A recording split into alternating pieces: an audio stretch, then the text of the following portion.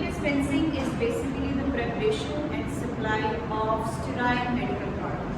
ऐसे products जो जिनके लिए sterility जो है वो बहुत important होती है, उनकी supply, उनकी preparation और supply जो है इसको कहते हैं this is aseptic dispensing. इसके लिए ज़रूरी क्या होता है कि इसमें सबसे पहली बात तो ये dilution होती है ज़रूरी सबसे, और इसके अलावा बाकी अदर हैंडलिंग भी आ जाती है. अदर हैंडलिंग के अंदर जो है वो उसके अंदर मज़ीद जो है वो ये आ जाता है कि उसकी मिक्सिंग जो है वो किस तरह के सोल्यूशन में की जा सकती है. उसके बाद कहते हैं कि ये जो डिस्पेंसिंग होती है that is in the response of some prescription, जो कि एक जो रजिस्टर्ड मेडिकल प्रैक्टिशनर जो है वो लिखता है, और ये under the supervision of pharmacist. Sterilisation क्या होती है? स्टेरिलाइजेशन बेसिकली एक प्रोसेस है जिसके ज़रिए से हम एलिमिनेट करते हैं या किल करते हैं all forms of microorganisms. All forms of microorganism का मतलब क्या होता है कि उसकी जो स्पोर फॉर्मेशन है उसमें भी, जो उसकी एक्टिव फॉर्म है उसके अंदर, डॉर्मेंट स्टेज में भी हम उसको डील कर रहे हैं, और जो उसकी लाइफ फॉर्म है उसके अंदर. एसेप्टिक की जो टर्म है उसका मतलब होता है कि इस चीज़ के अंदर अगर किसी चीज़ में हम एसेप्टिक का लफ्ज़ जोड़ते हैं, इसका मतलब क्या होता है कि उसके अंदर तमाम माइक्रो ऑर्गेनिजम्स एब्सेंट हैं कम्प्लीटली. उसके अंदर कोई भी स्पोर भी मौजूद नहीं है माइक्रो ऑर्गेनिज्म. टाइप्स क्या है स्टेरिलाइजेशन की? दो तरह की टाइप्स हैं यहाँ पर, जिनके ज़रिए से हम अपनी प्रोडक्ट्स को, हम अपनी ड्रग्स को जो है वो स्टेरिलाइज करते हैं. दो तरह के हैं यहाँ पर mention. Terminal sterilisation, aseptic sterilisation. Terminal sterilisation जो है वो आमतौर पर इस्तेमाल किया जाता है इंडस्ट्रीज़ में, और इसके अंदर क्या होता है कि हम जो भी प्रिपरेशन बनाते हैं उसको सबसे पहले कंटेनर में फिल करते हैं, उसको क्लोजर से बंद करते हैं, और फिर उसके बाद जो है वो हीट के ज़रिए से इसको स्टेरिलाइज किया जाता है. नेक्स्ट आ जाता है हमारे पास एसेप्टिक प्रोसेस.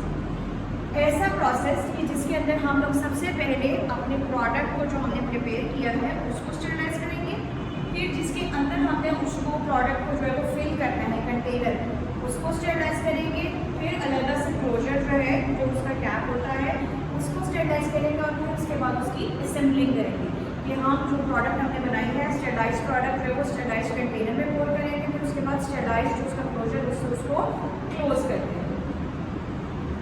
अगर कोई हमारे पास प्रोडक्ट हीट अनस्टेबल है, यानी कि हीट जो है वो बर्दाश्त नहीं कर पाता, उस केस पे जो है वो उसके लिए फिल्ट्रेशन का प्रोसेस इस्तेमाल किया जाता है.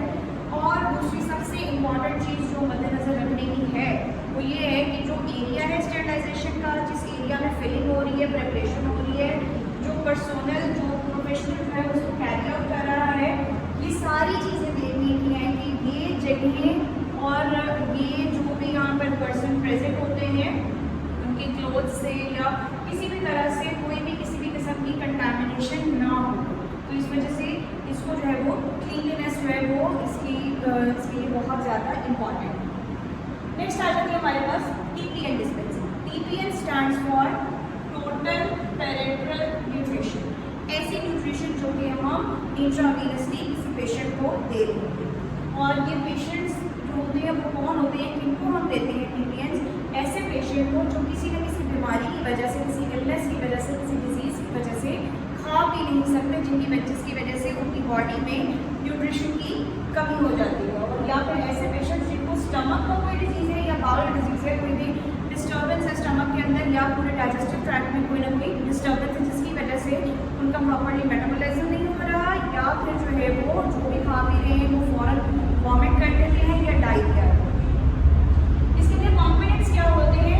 इसके अंदर ग्लूकोज होता है, अमाइनो एसिड होते हैं, लिपिड्स मौजूद होते हैं, और इसके अंदर विटामिन और मिनरल्स जो है वो ऐड कर दिए जाते हैं. लेकिन ये तमाम जो भी इनके अंदर चीज़ें होती हैं ये अकॉर्डिंग टू पेशेंट रिक्वायरमेंट. बाज़ अगर किसी पेशेंट को जो है वो सॉल्ट की ज़्यादा रिक्वायरमेंट होती है, किसी पेशेंट को ग्लूकोज की ज़्यादा रिक्वायरमेंट होती है, तो उसके अकॉर्डिंग पेशेंट की रिक्वायरमेंट के अकॉर्डिंग जो है वो इस TPN को जो जो पेरेंटल न्यूट्रिशन है उसको कस्टमाइज किया जाता है, वो कंपोनेंट ज़्यादा कर दिया जाता है जो कि पेशेंट की नीड है। डिस्पेंसिंग करने से पहले ऐसे जो टीपीएंस होते हैं उनको डिस्पेंस करने से पहले हमें किन चीज़ों को ध्यान रखना चाहिए कि हमने देखना है प्रॉपर्ली कि जो हमारे पास टोटल पेरेंटल न्यूट्रिशन है उसके अंदर कोई ना कोई फ्लोटिंग मटीरियल या इम्प्योरिटी नहीं होनी चाहिए। इसके अलावा बैग प्रेस करना है ताकि हम मेक श्योर कर सकें कि इसके अंदर कोई लीक नहीं। अगर लीक होगा तो ऑब्वियसली जो आपकी प्रोडक्ट है वो सारी की सारी जो है वो पेशेंट तक नहीं पहुँचेगी, लीक के जरिए से जो है वो वेस्ट भी हो जाएगी।